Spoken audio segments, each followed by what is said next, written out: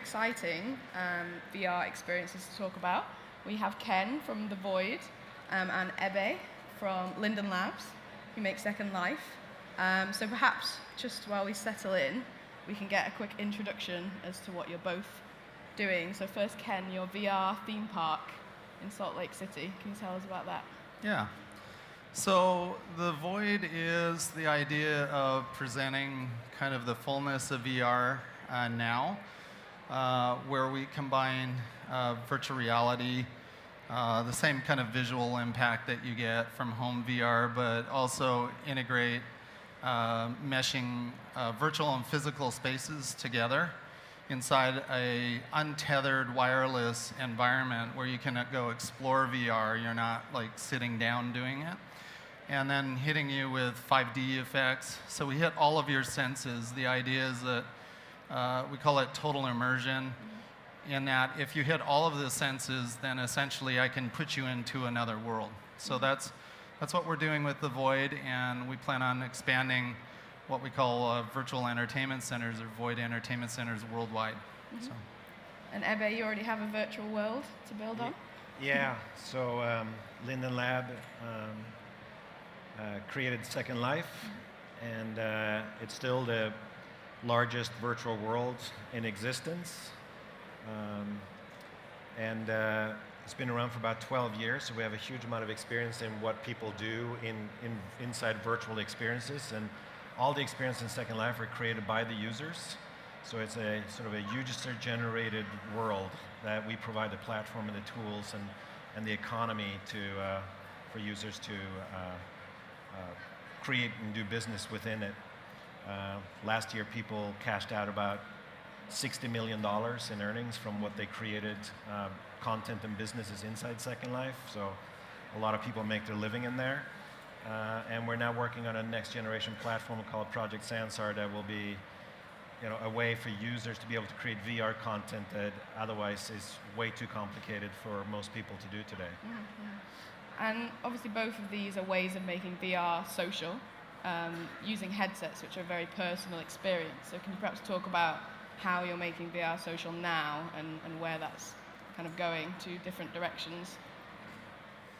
So on our end, The Void, because it's location-based entertainment, is our primary focus, although we'll reach out also digitally.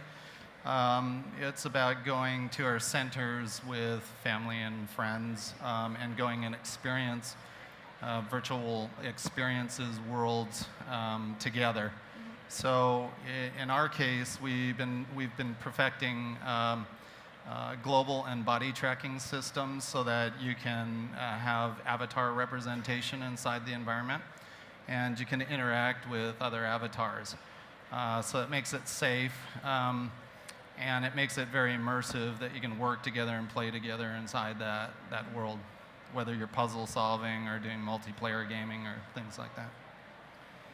Yeah, and we don't provide the physical space. You provide that yourself at home or at work, but it is Second Life and Project Sansar are social platforms from the ground up. Easy to communicate and socialize with other people.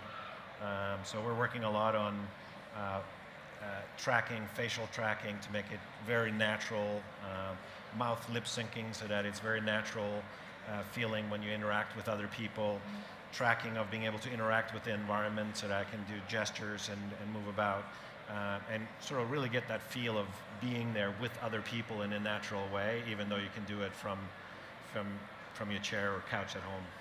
In terms of immersion, obviously in The Void you've got kind of haptic vests and other accessories, haven't you?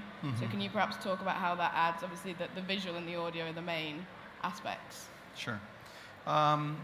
So we're doing a couple of different things. Because we have a developed environment that we call virtual stages that you go into, we can do lots of really cool things in there that would be very difficult to do in the home environment. First of all, you're completely immersive and can move around inside the environment. So we use a combination of what we call interactive 5D effects, where, for example, our stages are all gridded out with what we call sound transducers. So we can do different kind of vibrational effects within the environment, and it can be interactive to where you're at. We have haptic vests and gloves that you get feedback inside the world. So if I go through a portal, I can actually feel the energy go through my body, and I can actually step back and I can feel it go back through this way. Or if I go sideways, I can feel it go through my body this way. So we've developed our own haptic design for that. I can actually make it hurt if you want to. So you get hit with shrapnel and it could actually hurt. So it really enhances the whole environment, but we hit you with all of the other senses too. So you get a puff of smell, you get hot and cold, you get wind, you get all kinds of different environments that make you feel like you're immersed. And all you need is really a small amount to really trigger the brain and get it to do the things that make you feel like you're really in another world. So, do you think in VR, if one thing is missing, that very quickly makes people realize, this isn't real? Like some people have said, like the smell or the temperature, these little subtle things that just because something looks like you're on the moon or, in New York, but you're not really. Do you think that really makes it the full immersive experience? Either of you. Go ahead. I can go ahead and take Yeah. that. So I think if you can hit all of the senses, you're essentially mimicking real life, right? I like to often say that this world is a giant holodeck right now. We're a bunch of particles, and we have senses, and we sense our world and our environment, and we have two perspectives. We have a collective perspective, so you see that table, I see that table, but we see it individually as well. And we get bombarded with all of these different senses that make us feel like we're in this world.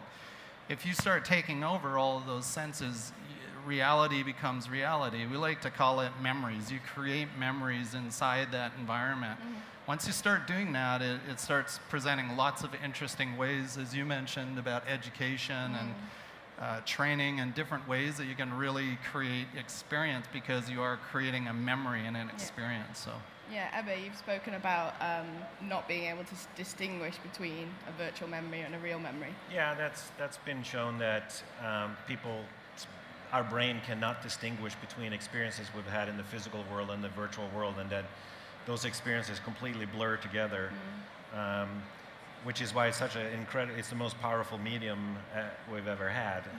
You can truly transport someone into a different place and time, and you can even be someone else if you want to. And you come out of that experience and over time reflect on it as it's something that really happened.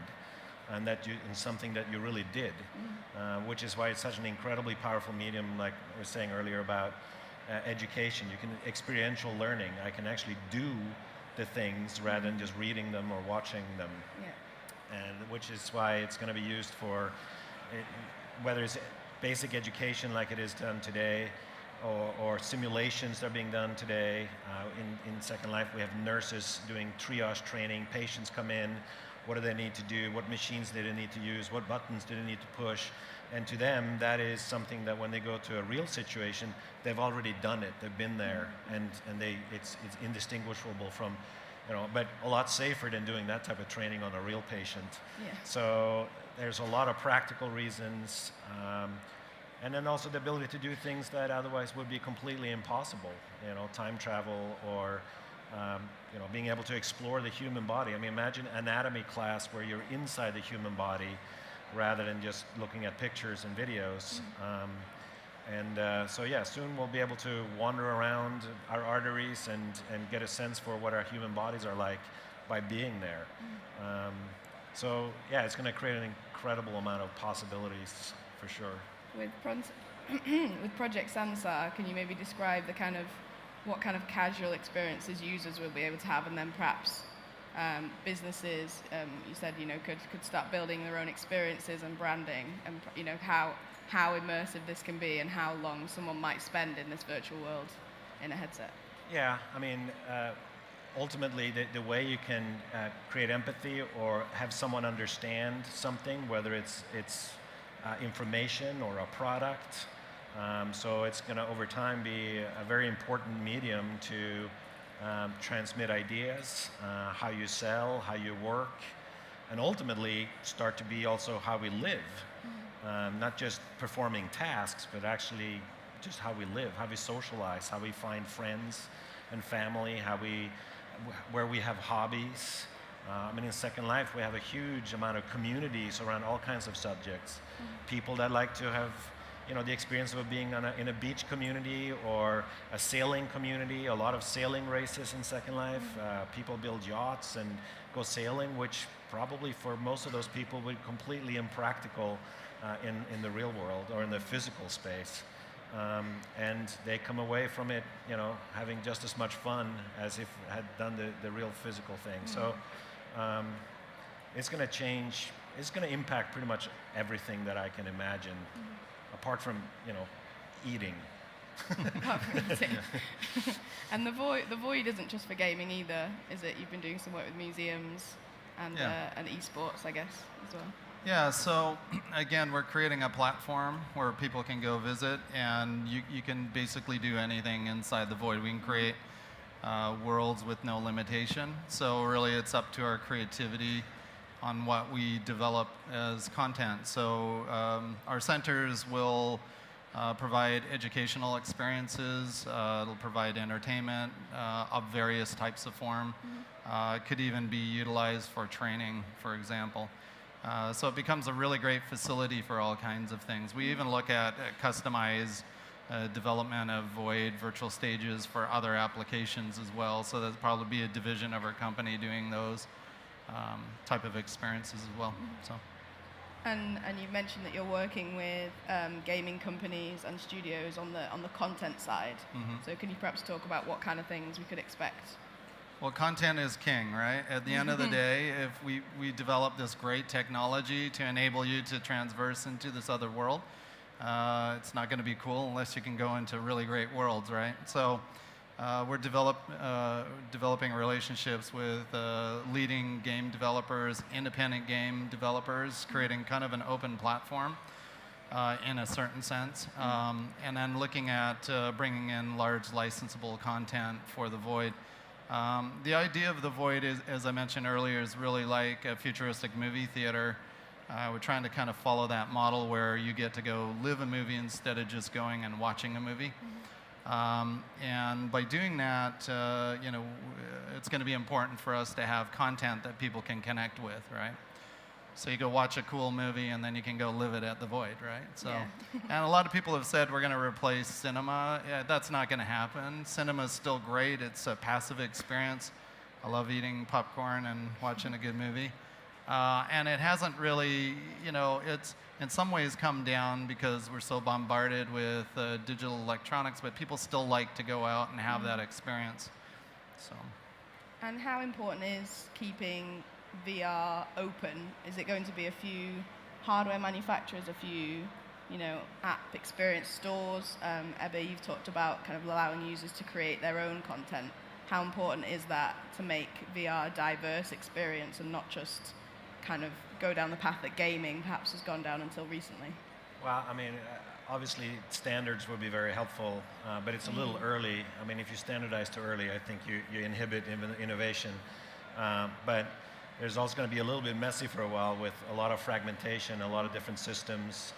Whether you talk between Oculus, you have the Vive, you have Sony, PlayStation VR, each on different platforms and slightly different technology. So we're going to try and support as many platforms as possible, so as people create content, they can have the distribution of their content and their experiences they create and the social experience they have not be dependent on other people having to have the exact same hardware as they do. So ultimately we want people to be able to experience this just on a PC screen or on a mobile phone or in VR as they choose across various platforms. But we have to pick the ones that are going to succeed and have large distribution. So it's kind of you have to sort of navigate through that for a while until the market starts to settle. It's still way too early to sort of really pick winners and losers here. It's going to be many years. Next 18 months, 2 years, we'll get a better picture. And perhaps finally, you could talk about is there a missing piece of the VR puzzle, do you think, in terms of getting us to that stage of really being immersed and really feeling like we're in a movie or a game or we're teaching in a classroom? I think the technology is there to do it. Now it's about the biggest hurdles now is going to be cost. I think we've figured out most of the things that can give you a tremendously immersive experience where you're just like completely present in the virtual space, whether it's going to a physical location or doing it, at home and just in front of your own PC. But to get broad usage, it's going to take time because there is cost. You need quite a bit of substantial hardware to make it a comfortable and really immersive experience. I mean, mobile called VR, which is it's kind of not really something for like total immersion. I mean, it's an interesting way of watching movies or pictures, 360 sort of photos and stuff. But to have a truly immersive experience where you're really there, you need a fairly substantial piece of hardware, and that will take time for the world to sort of start to adopt. But it sure is going to happen. It's just a matter of time. I think from my side, again, we're developing what we're developing because we have an ability to put out hundreds of centers worldwide and have a touch point to tens of millions, hopefully hundreds of millions of people. And so I think we'll have a significant impact on allowing the end consumer to have an exposure to VR, because until you have an exposure to VR, you don't really understand VR, right? You can watch it in a video and it doesn't do it justice, right? So I think if they come into our centers, they get that full experience, including hitting all of their senses and have this amazing experience. I think many of them will come out being very interested in acquiring an HMD of some sort. Sure. I like a lot what Sony's doing because the PlayStation is an existing platform already. They're connecting to that. And giving a good taste of VR that way. So I think things like that and some of the mobile solutions are going to be kind of a first point of exposure. Oculus is a great product and Vive is a great product, but as mentioned, there's a lot of hardware that you have to connect to that. So I think that price point is going to limit the growth of that market overnight. I think over time that will develop quite a bit. Okay, I think we're out of time, but the Void is beta testing in Utah at the moment, right? And Project Santos beta testing later this year, is that right? Or we have pre-alpha right now, users creating content on the platform, and we'll do like a beta around June of next year, and hopefully all of us can create content, experience things together by the end of 2016. Yeah, okay, well thank you very much. Okay, thank you. Thank you. Thanks.